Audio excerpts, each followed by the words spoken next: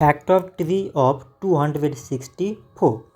So 264, it can be written as 2 times 132. 2 times 132 means 264. So now 132, it can be written as 2 times 66. 2 times 66 means 132. 66 is, it can be written as 2 times 33. 2 times 33 means 66. 33, it can be written as 3 times 11. 3 times 11 means 33.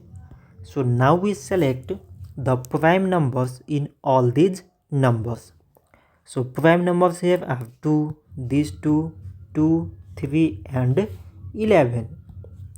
So we can write 264 is equal to the product of all these prime numbers, that is 2 times 2 times 2 times 3 times this 11.